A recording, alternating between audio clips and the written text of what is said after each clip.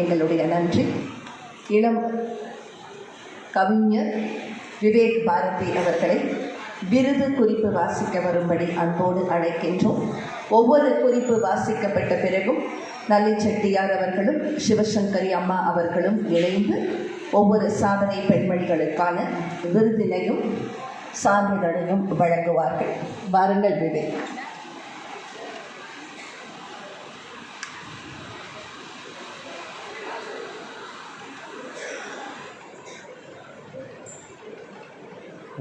அனைவருக்கும் வணக்கம். முதலாவதாக செல்லம்மா பாரதி விருது நீதியரசர் திருமதி பிரபா ஸ்ரீதேவன் அவர்களுக்கு சென்னை உயர்நீதிமன்றத்தில் 2000ஆம் ஆண்டு முதல் 10 ஆண்டுகள் நீதிபதியாக பணியாற்றிய நீதியரசர் பிரபா ஸ்ரீதேவன் அவர்கள் சமூக நலனுக்காக முக்கிய தீர்ப்புகளை வழங்கியவர்.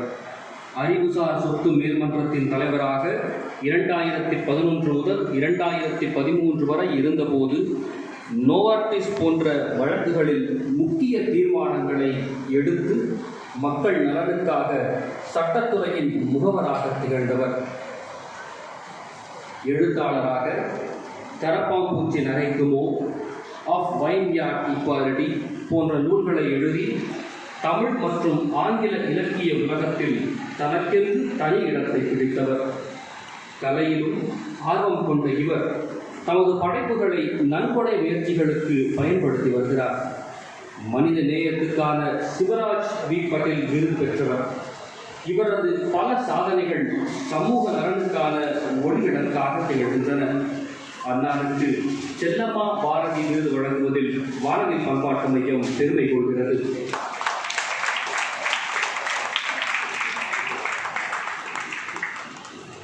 நீதியரசர் பிரபா ஸ்ரீதேவன் அவர்களுக்கு செல்லம்மா பாரதி விருது. உங்கள் பலத்த கரகோஷத்துக்கு இடையே நல்லி செட்டியார் அவர்களும் சிவசங்கரி அம்மா அவர்களும் பிரபா ஸ்ரீதேவன் அம்மையாருக்கு சிறப்பு செய்வார்கள்.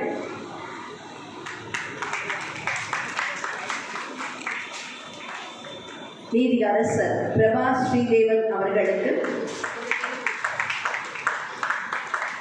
செல்லம்மா பாரதி விருது.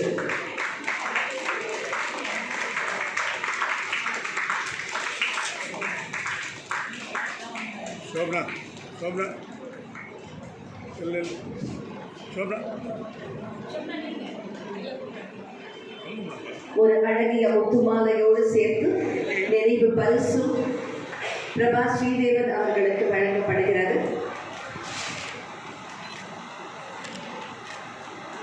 நன்றி அம்மா. அடுத்த விருது குறிப்பை வாசிக்க விவேக்.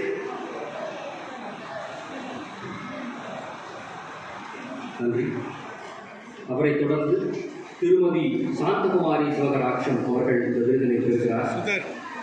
எழுத்தாளர் சாந்தகுமாரி சிவகராட்சம் தமிழ் இலக்கிய உலகில் தமது படைப்புகளால் தனி முத்திரை பதித்தவர். எழுத்து பணியை பயணக்கட்டுரையாளராக தொடங்கிய இவர் சிறுகதை, கவிதை, கதை போன்ற பல்வேறு கூறுகளில் தமது ஆற்றலை வெளிக்காட்டியவர். திருக்குறளின் முக்கியத்துவத்தை மாணவர்களுக்கும் இளைஞர்களுக்கும் அடுத்த தலைமுறைக்கும் உணர்த்தும் வகையில் அதிகாரத்திற்கு ஒரு கதை என்ற விதத்தில் 113 சிறுகதைகள் அடங்கிய தொகுப்புகளை வெளியிட்டுள்ளார். இவரது டாக்டர் ரங்கபாஷ்யத்தின் சரிதம் நூல் 2 முறை சிறந்த நூலுக்கான பரிசுகளை பெற்றுள்ளது. தொடர்ந்து பத்திரிகைகளில் எழுதியும் வருகிறார். தமிழக அரசின் சிறந்த பயனுள்ள எழுத்தாளராக 2 முறை தேர்வு செய்யப்பட்டுள்ளார். அன்னம் விருது திருமதி சாந்தகுமாரி சிவகடாட்சம்.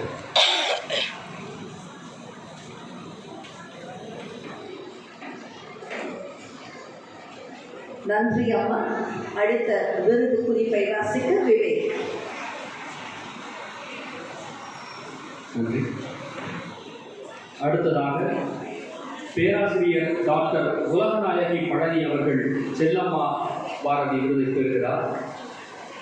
தமிழ் பேச்சுத்துறையிலும் ஆசிரியர் பணியிலும் நீண்ட நெடும் அனுபவத்தை கொண்ட முனைவர் உலகநாயகி பழனி சென்னை பல்கலைக்கழகத்தின் தமிழ் வளர்ச்சிக் கழகத்தின் இயக்குநராக பணியாற்றி வருபவர். உலக மகளிர் இலக்கிய இயக்கம், உறவு சுரங்கம் போன்ற எண்ணற்ற தமிழ்ச்சங்கங்களின் தலைவர் பொறுப்பில் செயலாற்றுபவர். 70 நாடுகளில் 70க்கும் மேற்பட்ட நாடுகளில் தமிழ் இலக்கிய உரையாற்றியவர். தமிழ்நாட்டின் சிறந்த மேடை பேச்சாளருக்கான விருதை முன்னாள் முதலமைச்சர் ஜெயலலிதாவின் திருத்தரங்களால் பெற்றவர். மேலும் பல விருதுகளுக்கும் பொறுப்புகளுக்கும் சொந்தக்காரர். 37 புத்தகங்களுக்கு ஆசிரியர், 32 ஆண்டுகளாக விரிவுரையாளராக கல்விப் பணியாற்றியவர். சென்னை கம்பன் கழகம் உட்பட பல்வேறு இலக்கிய மேடைகளில் தமது பேச்சாற்றலால் மக்களை வசீகரித்து வருபவர். அவருக்கு வானவில் பண்பாட்டு மையம் செல்லம்மா பாரதி விருது வழங்கி கௌரவிப்பதில் மகிழ்ச்சி அடைகிறது. உங்களது பலத்த கரகோஷத்தோடு முனைவர் உலகநாயகி பழனி அவர்களுக்கு செல்லம்மா பாரதி விருது சால்வை போட்டு கௌரவம் செய்கிறார்கள் சிவசங்கரி அம்மா.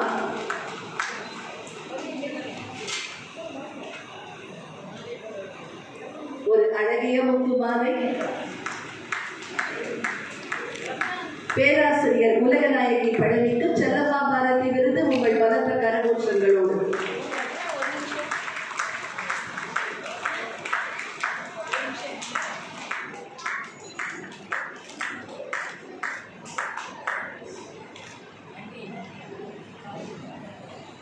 நன்றி. அவரைத் தொடர்ந்து பேராசிரியர் முனைவர் MS ஸ்ரீலட்சுமி அவர்கள் செல்லம்மா பாரதி விருது பெறுகிறார். சிங்கப்பூர் வாழ் பேராசிரியரான முனைவர் MS ஸ்ரீலட்சுமி தமிழ் ஆய்வுத்துறை மற்றும் இலக்கிய வளர்ச்சியில் மகத்தான பங்களிப்பை வழங்கியவர். சங்க காலம் முதல் நவீன காலம் வரை தமிழ் இலக்கியத்தின் பல்வேறு பரிமாணங்களை ஆய்வு செய்து பல நூல்களையும் எழுதியுள்ளார். மொழிபெயர்ப்பு துறையிலும் ஈடுபாடு கொண்ட இவர் தமிழின் செழுமையை உலகளவில் பரப்பி பள்ளி கல்லூரிகளிலும் பல்கலைக்கழகங்களிலும் செயல்பட்டு வந்தவர். ஆசிரியராகவும் ஆராய்ச்சியாளராகவும் இந்தியா, மலேசியா, சிங்கப்பூர் உள்ளிட்ட நாடுகளில் பணியாற்றியுள்ள இவர் 200க்கும் மேற்பட்ட ஆய்வுக் கட்டுரைகளை எழுதி சாதனை படைத்தவர். அனைத்துலக ஆய்வு மன்றம், தமிழ்நாடு பதிப்புரிமை கழகம், மக்கள் செயற்கட்சி உள்ளிட்ட பல்வேறு சர்வதேச அமைப்புகளில் உறுப்பினராக செயலாற்றி வருபவர். ஆங்கிலம், மலையா மொழிகளில் இவரது படைப்புகள் மொழிபெயர்க்கப்பட்டு பாடங்களாக கல்வி கற்க வைக்கப்பட்டுள்ளன. அவருக்கு செல்லம்மா பாரதி விருது வழங்கி கௌரவிப்பதில் வானவில் பண்பாட்டு மையம் பெருமை கொள்கிறது.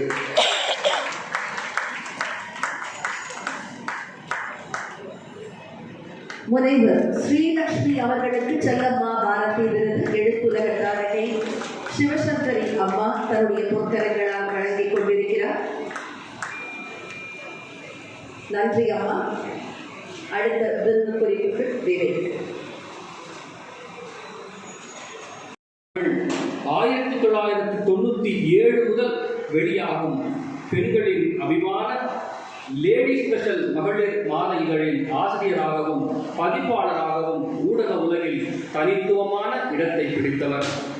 எழுத்தாளர், நிகழ்ச்சி தொகுப்பாளர், விளம்பர தயாரிப்பாளர் உள்ளிட்ட பல முகங்கள் கொண்ட இவர் பெண்கள் முன்னேற்றத்திற்கான கருத்தரங்கங்கள், கண்காட்சிகள் மற்றும் ஆலோசனை கூடங்களை அமெரிக்கா, கனடா, ஜெர்மனி, சீனா போன்ற நாடுகளில் நடத்தியவர். தமது நிர்வாகத்திறன், சமூக அக்கறையை கொண்டு பெண்களின் வாழ்வியல் முன்னேற்றத்திற்காக உழைத்து வருபவர். நேர்மை, பொறுப்புணர்வு, நுண்கலை திறன்களால் உலக அளவில் மதிப்புக்குரியவராக விளங்கும் திருமதி கிரிஜா ராகவன் பெண்களின் மேம்பாட்டிற்கும் தொழில் முனைவிற்கும் பாதை வகுக்கும் முத்திரையாளர். அன்னாருக்கு செல்லம்மா பாரதி விருது வழங்கி பெருமை சேர்ப்பதில் வானவில் பண்பாட்டு மையம் கௌரவம் கொள்கிறது. செல்லம்மா பாரதி விருது திருமதி கிரிஜா ராகவன் அவர்களுக்கு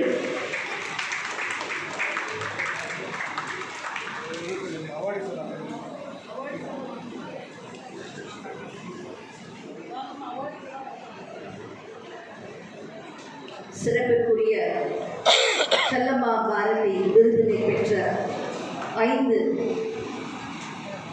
பொன்மணிகளும் பெண்மணிகளும் இப்போது ஒரு புகைப்படத்திற்காக போஸ் கொடுத்தார்கள்.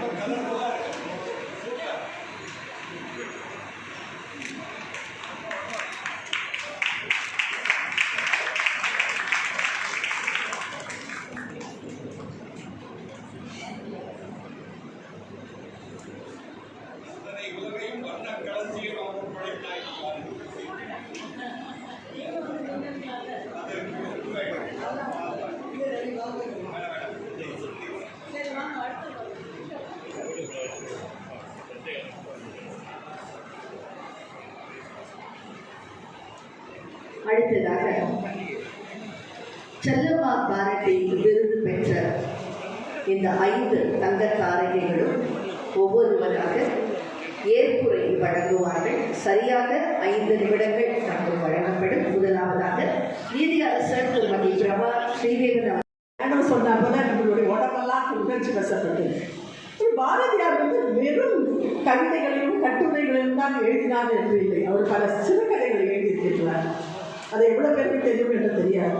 என்னுடைய அப்பா ஒரு சமயம் நான் 5வது படித்துக் கொண்டிருக்கும் போது ஒரு பாரதியாருடைய சிறுகதைகள் உள்ள ஒரு புத்தகத்தை கொண்டு வந்து கொடுத்தார். அழகிய படங்களுடன் இருந்த அந்த புத்தகத்தை திறந்து படித்தவுடன் யானைக்கால் உதை என்று ஒரு கதை, அது என்ன என்று அதை மட்டும் சொல்லிவிட்டு என்னுடைய உரையை முடித்துக் கொள்கிறேன். ஏன்னா வாழ்க்கைக்கு தேவையான தத்துவத்தை பிள்ளைகள் மனதில் படிக்க வேண்டியதை ஒரு கதை மூலம் சொல்லியிருக்கின்றார். ஒரு யானைக்கால் ஜாதி உடைய ஒரு மனிதன் ஒரு பழக்கடையை வைத்து வியாபாரம் செய்து கொண்டிருக்கின்றார். அந்த வழியாக போகின்ற சிறுவர்களுக்கு அந்த ஒரு பழத்தை எடுத்து சாப்பிட வேண்டும் என்று ஆசை வரும். ஆனால் அந்த பழக்கடைக்காரர் என்ன செய்வார் என்றால் தன்னுடைய பெரிய காலை தூக்கி காட்டி யாராவது கிட்ட வந்தால் இது ஒரு உதைப்பா, அவ்வளவுதான் நீங்கள் இருக்க வேண்டியது அச்சம் இல்லை. அந்த அச்சமே சொல்லிக் கொடுத்தவன் பாரதிதானே.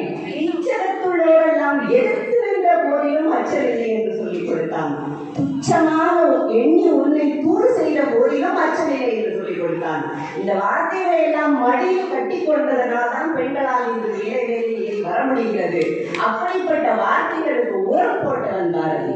எல்லாத்தையும் தாண்டி இன்று செல்லம்மாவை கொண்டாடினார்கள். எனக்கு அவங்க சுதாநாடுன்னு கூட சொல்ல வரல, செல்லம்மா பேசினாங்க. அந்த ஒவ்வொரு வார்த்தையும் அன்றைக்கு பாவம் செல்லம்மாவுக்கு எவ்வளவோ பூர்வமாக ஏற்கனவே பதிவு செய்யப்பட்டிருக்கிறார். அதை இந்த குழந்தைகளுக்கும் நமக்கும் மீண்டும் மீண்டுமாய் அவர் உருவாக்கி தந்தார். அன்னாருக்கு மாதிரி பண்பாட்டு சார்பாக எங்களுடைய பலமான நன்றியையும் பழக்கத்தையும் நாங்கள் தெரிவிக்கிறோம். 5 பேரை பற்றி நாம் சொல்லிக்கொண்டே இருந்தோம். நான் எப்பொழுதும் சொல்லுவேன், ஒரு ஆண் ஒரு இடத்தில் உட்கார்வதற்கும் ஒரு பெண் ஒரு இடத்தில் வந்து அமர்வதற்கும் பின்னால் என்ன போராட்டம் இருக்கிறது. ஒரு 40 ஆண்டுகள் ஒரு முயற்சி செய்தால் ஒருவரால் கிரிஜா ராகவன் போல் வந்து உட்கார்ந்துவிட முடியும். 40 ஆண்டுகள் பேசினால் முதலாளி பழனி அவர்களை போல் உட்கார்ந்துவிட முடியும். ஒரு 50 ஆண்டுகள் 60 ஆண்டுகள் எழுத்துத்துறையில் இருந்தால் தொடர்ந்து வேள்வி நடத்தினால் சிவசங்கரி அம்மாவாக வந்து உட்கார்ந்துவிட முடியும். ஆனால் ஒரு ஆணினால் தான் அப்படியெல்லாம் உட்கார முடியும். இவர்களெல்லாம் இங்கே வந்து உட்கார வேண்டும் என்றால் இவர்களுக்கு பின்னால் ஒரு 1000 ஆண்டுகால போராட்டம் இருக்கிறது. அந்த 1000 ஆண்டுகால போராட்டத்தை கடந்துதான் பெண்களாகிய நாங்கள் இங்கே வந்து இந்த இருக்கையில் என்ன ஒரு மனம் என்று தெரியவில்லை. சோபனா ரமேஷ் அவர்களுக்கு என்னுடைய மனமார்ந்த நன்றியை நான் தெரிவித்துள்ளேன். எப்பொழுது நாங்கள் பாரதியை பற்றி விழாவை பற்றி பேசுவதற்காக கூடினாலும் செல்லம்மாவை பற்றி யோசிக்கவே மாட்டேனா என்று சொல்லி ஒரு குட்டு வைப்பது அவர்கள் தான். பாரதியுடன் சேர்ந்தே அந்த வாழ்க்கையை தீபமாக கரைத்துக் கொண்ட அந்த பெண்ணை ஒரு நாளும் நினைக்க மாட்டீர்களா என்று அவர் கடையத்துக்கு போவாங்க, அவங்க அந்த பக்கம் எட்டயபுரத்துக்கு போவாங்க. போனாலும் பார்த்து செல்லமாக அப்படியே அவர் மனதிலே சுமந்து செல்வார்.